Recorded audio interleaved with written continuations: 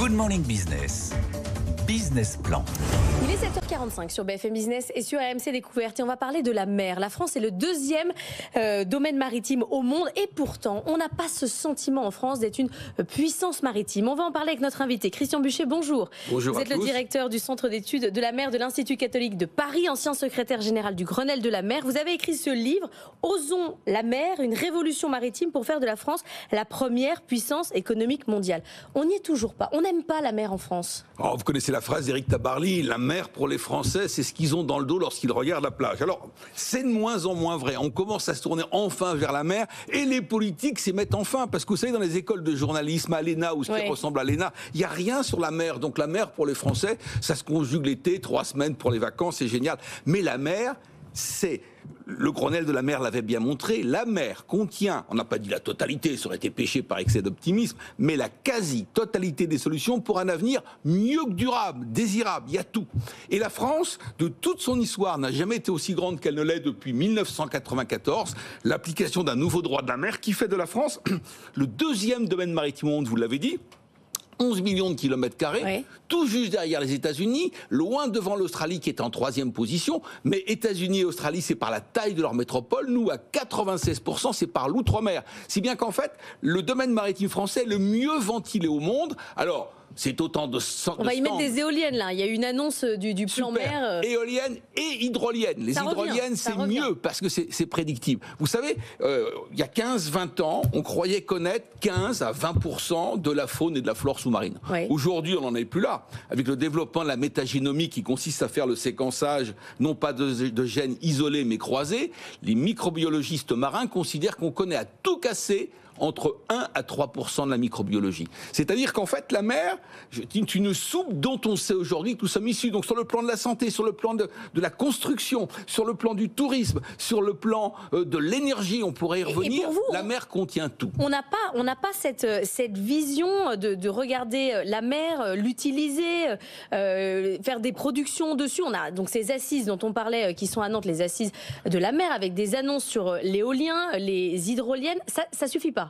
Alors non, ça suffit pas, parce que il y a plein de choses à dire sur la mer. Bon, il y a un élément, j'insisterai simplement sur un élément auquel on ne pense pas. La mer, qu'est-ce que c'est qu'une politique maritime? Je vais peut-être vous surprendre. C'est pas uniquement une politique de la pêche, c'est une politique d'aménagement du territoire. Je vais vous dire la situation de la France, parce que beaucoup de décideurs l'ignorent. La région la mieux irriguée par la maritimité, par les flux, s'appelle l'Alsace-Lorraine. D'accord, donc celle qui n'a pas de côte.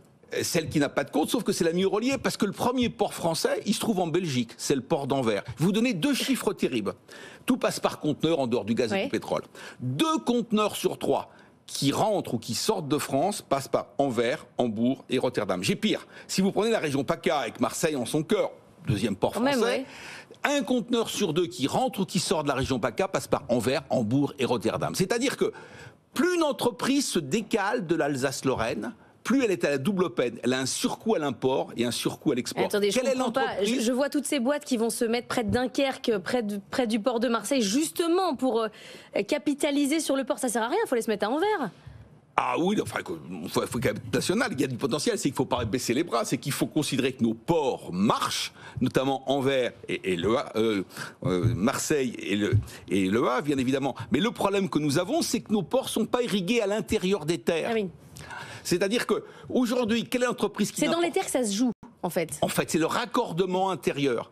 Il faut bien comprendre que, en termes d'émissions de CO2, un porte-conteneur qui va de Shanghai à Anvers va émettre par conteneur transporté beaucoup moins d'émissions de CO2 que ce même conteneur qui ira de Anvers au port à Rennes, si vous voulez. Oui. C'est-à-dire, en d'autres termes, si vous voulez, ce qu'il faut aujourd'hui, c'est mieux irriguer l'intérieur des terres. Tant que les villes de l'intérieur, Limoges, Clermont-Ferrand, ne seront pas reliées à leurs ports régionaux, eh bien, les 2 grands ports ne marcheront pas et vous n'allez pas créer une dynamique de flux. C'est-à-dire qu'aujourd'hui, mettre la mer au cœur de l'aménagement du territoire, c'est créer une dynamique de flux, c'est permettre de lutter contre les émissions de CO2, lutter contre la désertification, peut-être même lutter contre l'accidentologie routière. Vous savez, un porte-conteneur de 16 000 conteneurs qui arrive à Anvers, ça fait 97 km de camions bout à bout. La mer, la solution. Vous étiez passionné et passionnant. Ça marche très très bien. Vous êtes un super ambassadeur.